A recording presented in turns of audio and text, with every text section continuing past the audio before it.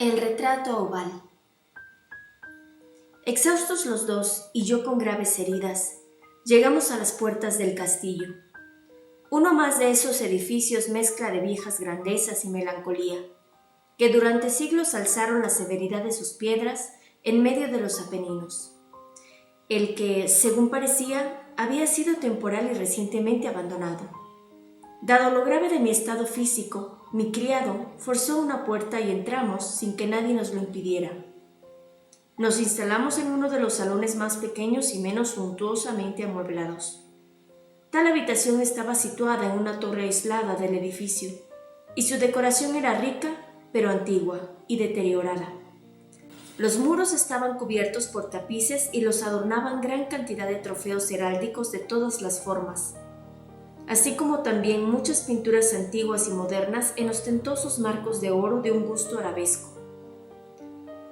A causa probablemente del delirio que empezaba a apoderarse de mi cabeza, experimenté un interés profundo hacia aquellas pinturas que estaban colgadas, no solamente en las superficies principales de los muros, sino también en la multitud de recodos que aparecían en la caprichosa arquitectura del castillo.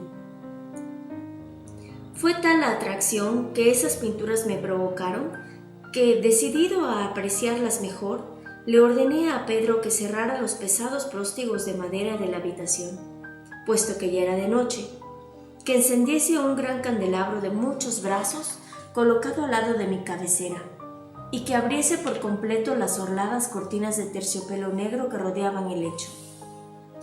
Pensaba yo, acosado como estaba por la fiebre, que si no podía dormir, al menos lograría consolarme con la contemplación de esas pinturas y con la lectura de un pequeño volumen que había encontrado sobre la almohada, que contenía el juicio crítico y análisis de las mismas. Durante largo tiempo leí y contemplé, devota y casi religiosamente, las obras de arte que me rodeaban. Pasaron rápidas y placenteras las horas y llegó la medianoche. La posición del candelabro me desagradaba, y extendiendo la mano con dificultad, para no molestar a mi criado, que se había quedado dormido, coloqué el objeto de tal manera que sus rayos iluminasen de lleno el libro. Esta acción produjo un efecto inesperado. La luz de las velas cayó sobre un nicho de la habitación oculto, hasta entonces por la profunda sombra que proyectaba una de las columnas del lecho. En el fondo del mismo pude ver, gracias a una claridad muy viva, una pintura que hasta entonces había escapado a mi observación. Era el retrato de una joven ya próxima a ser mujer. Eché sobre la pintura una ojeada rápida y cerré los ojos. Al principio no me di cuenta de por qué los cerraba, pero mientras mis párpados estaban velados, analicé rápidamente la razón que me hacía cerrarlos. En un movimiento impulsivo para ganar tiempo y pensar, para asegurarme de que mi vista no me había engañado, para calmar y preparar mi espíritu a una contemplación más sobria y más certera. Al cabo de algunos instantes, volví a mirar fijamente la pintura. No podía dudar de que veía con toda claridad posible, porque el primer reflejo de la luz de las velas sobre ese cuadro había disipado el estupor onírico por el que estaban poseídos mis sentidos y me había instalado de lleno en la vigilia. El retrato era el de una joven. Consistía en una simple cabeza y los hombros, todo en ese estilo que se llama en lenguaje técnico viñeta. Los brazos, el seno y hasta las puntas de los resplandecientes cabellos se fundían de una manera impalpable en la sombra vaga pero intensa, que servía de fondo al conjunto. El marco era ovalado, dorado y trabajado según el gusto morisco. Como obra de arte, no podía hallarse nada más admirable que la pintura en sí. Pero puede ser muy bien que no fuese ni la ejecución de la obra, ni la belleza del semblante lo que me impresionó tan súbita y fuertemente. Menos aún debía creer que mi imaginación, al salir de aquel estado de ensoñación, hubiese tomado la cabeza por la de una persona viva. Los detalles del dibujo, el estilo de la viñeta y el aspecto del cuadro hubieran disipado inmediatamente semejante idea y me hubieran preservado de toda ilusión, siquiera fuese momentánea. Mientras hacía estas reflexiones con mucha sinceridad, permanecí medio tendido y medio sentado 1 hora al menos, con los ojos clavados en el retrato.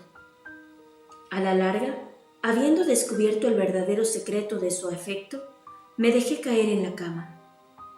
Había comprendido que el encanto de la pintura radicaba en una expresión absolutamente semejante a la vida misma, que primeramente me había hecho conmover y por último me había confundido, subyugado y espantado. Con un terror profundo y respetuoso, volví a colocar el candelabro en su primera posición. Habiendo ocultado a la vista la causa de mi profunda agitación, busqué rápidamente el volumen que contenía el análisis de los cuadros y su historia. Yendo derecho al número que designaba el retrato oval, leí la siguiente vaga y singular relación. La imagen pintada era la de una doncella de extraordinaria belleza y tan amable como llena de alegría. Y fue maldita la hora en que vio, amó y se casó con el pintor. Él, hombre apasionado, estudioso y austero, había ya encontrado esposa en su arte. Ella era toda luz y sonrisas y juguetona como un joven fauno. Le gustaban todas las cosas. Solo odiaba el arte de su esposo, que era su rival en el amor. No temía más que a la paleta y los pinceles y demás instrumentos enfadosos que la privaban de la vista de su adorado.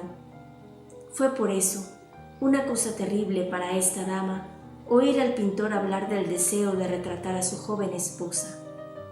Pero, humilde y obediente como era, se sentó sumisa durante largas semanas en la sombría y elevada habitación de la torre, donde la luz se filtraba sobre el pálido lienzo solamente desde el techo. Entretanto, el pintor ponía su arte y su pasión en la obra que adelantaba de día en día y de hora en hora. Era este artista un hombre intenso, extraño y pensativo, hasta tal punto perdido en sus divagaciones que no podía ver que la luz, caída tan lúgubremente en esa torre aislada, secaba la salud y los espíritus vitales de su mujer, que languidecía visiblemente para todo el mundo excepto para él. Sin embargo, su dulce esposa sonreía siempre sin lanzar una queja, porque veía que el pintor experimentaba un ardiente fervor en su tarea y trabajaba día y noche para pintar a la que tanto amaba, sin darse cuenta de que cada día ella estaba más lánguida y más débil. Los que contemplaban el retrato hablaban en voz baja de su parecido, como de una sorprendente maravilla y una prueba no menos grande de la potencia del amor del pintor hacia la que estaba retratando tan milagrosamente bien. Más tarde, al paso de los días y cuando la tarea se acercaba a su término, nadie fue admitido a visitar la torre, porque el ardor obsesivo de su trabajo había convertido al pintor en un maniático que no toleraba la presencia de otra gente y rara vez apartaba sus ojos del lienzo, ni aun para mirar el rostro de su mujer. El amado esposo no quería ni podía ver que los colores que extendía sobre el lienzo eran arrancados de las mejillas de la que estaba sentada junto a él. Y cuando hubieron pasado muchas semanas y no quedaba casi nada que hacer, a no ser un ligero toque en la boca y una pincelada en un ojo, el espíritu de la dama palpitó, aún como si se estuviera despidiendo, como el cabo de una vela que está por apagarse. Y entonces se dio el toque en la boca y la pincelada en el ojo, y durante un momento el pintor quedó en éxtasis delante del trabajo que había realizado, y pálido y tembloroso, gritó con voz fuerte y vibrante: «En verdad es la vida misma». Se volvió bruscamente para mirar a su amada.